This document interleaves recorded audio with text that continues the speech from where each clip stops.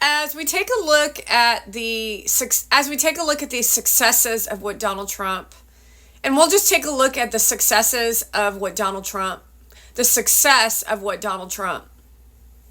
has brought, because we've been focusing a lot in the last few days on Kamala Harris. And it's been an absolute fucking nightmare. And I've shown you in video form what it looks like for her to be in charge. And letting you know that she is in charge. So while she walks around and acts as if she's not in charge, she will, throughout her presidency, always look to blame someone else when she's 100% responsible, as she is now, for how the country is turning out. Meaning, when Donald Trump was in office, he did occasionally bring up Obama, but the Democrat Party cannot keep Donald Trump's name out of their mouth. And you all eat it up because you love Donald Trump so much. Understand what I just said, and I just cast your vote for you. You love, in the media, you love talking about Donald Trump because it's actual real news. But you always make shit up about the news. You make shit up because it sells movie tickets. But you love talking about Donald Trump.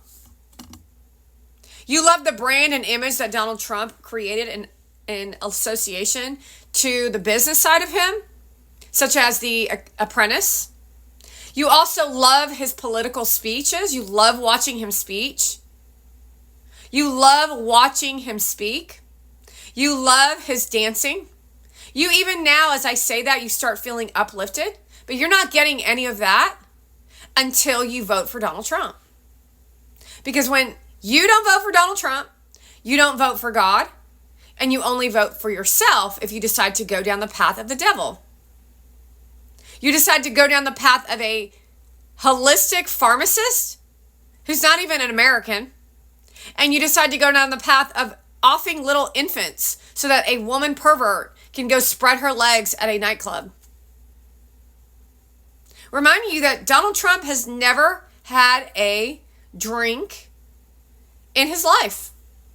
He stayed away from drugs and alcohol because his goal in his life has always been to assist the other people, assist Americans, make business deals for the betterment of humanity. So a lot of you like to talk smack about men like Donald Trump who bring jobs into this country, while men like Obama do bad business deals and rob from you like Joe Biden did to make money in their pocket while they rob the American citizens of their cut. I've had this conversation with you before, how Joe Biden stole from you as American people, but because he's so nice and so snake oil salesman, you literally look at him like he's a fucking hero, yet he's stealing money from your bank accounts. That's why inflation is on the rise. You literally love watching Kamala Harris prance around like she's a Hollywood celebrity while you get to sit in a room with Julia Roberts. But I assure you that Julia Roberts has plenty of money to pay for whatever costs bread and eggs, if she's even eating.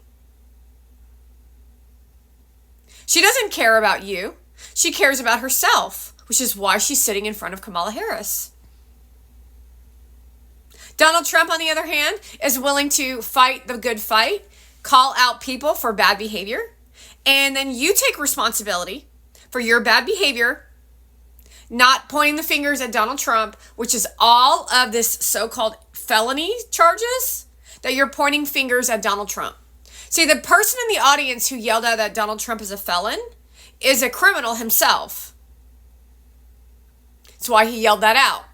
That's why it's on his brain. So I'm not sure why you were at that rally, but it makes sense because Kamala Harris hosts nothing more than criminals and felons, which she did on the stage at the RNC. No, excuse me, the DNC. There were no felons at the RNC. However, what we did have was Mr. Chilton, who's in prison for January 6th.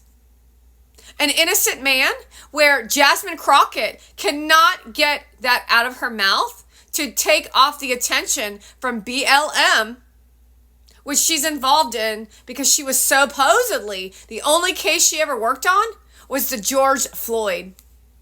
How coincidental that your last name is Crockett, first name Jasmine like a stripper, and the only court case that is ever listed in your biography is that you worked for the George Floyd case. And you're a woman who's from Texas who actually looks like you're from DC and the ghetto of DC. It's very peculiar to see how you all have been willing to move around the country and totally disrespecting the country that you were born in. However, you were the problem in DC, and now you're spreading the filth into what was once peaceful towns to recreate the ghetto in Texas as you created it in DC.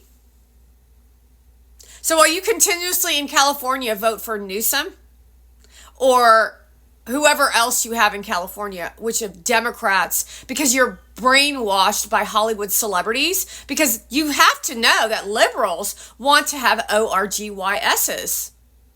They're running people out of California to draw in customers of LA like Charlie D'Amelio, like Addie Ray, the lowest of the low human that we've ever seen in history, but they have the money to pay because they're making millions of dollars off Dunkin' Donuts going like this.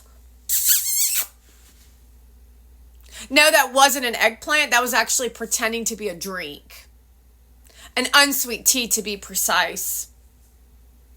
It's amazing to me the low mentality, the lack of education, and the lack of research of all of you who aren't willing to actually take a look at what's actually going on here. You would rather sell this country out so that you can get an extra $500 in your bank account, so you can open up a business where you get an extra $50,000 that you swindle away to buy a big screen TV where Benjamin Netanyahu is on television, and your ass takes a hammer to the perfectly good television and then is part of the Green New Deal.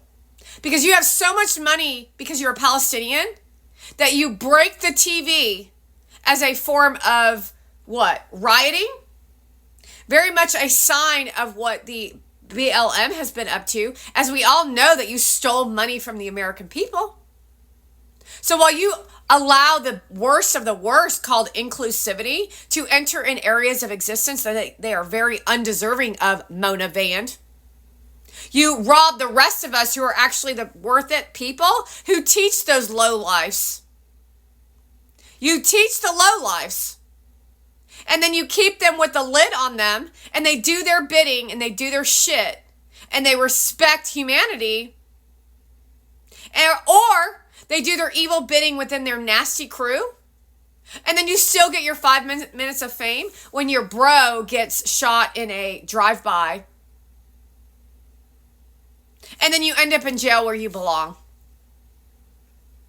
So you don't actually want to make a difference in the planet or in the world or in this country. You literally just want to experience your life, as in do whatever the fuck you want, hurt as many people as you can, look good doing it, sell your soul to the fucking devil, get laid, get paid, and hurt.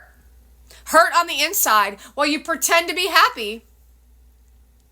There's always a camel that breaks the camel's back. A straw that breaks the camel's back. What will the straw be when it comes to the Kamala Harris campaign?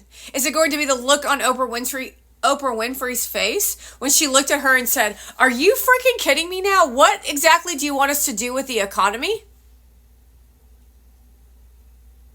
Or was it the moment that there was a criminal on the DNC stage telling you that him and his homeboys were caught doing something and then they all made him guilty? But he's not guilty. He's innocent. Is it that moment? Or maybe it was the moment when her stepdaughter walked down the Coach runway? Or when Tim Walz stood next to a TRANNY and gave him a blowjob? He literally is GAY. While his wife is the strangest person that I've ever seen in my effing life. Awkward, unintelligent, and not an American citizen. She's like from some other fucking planet. So before you start talking shit, you better sit your asses down and do some fucking research. At least an hour worth of research.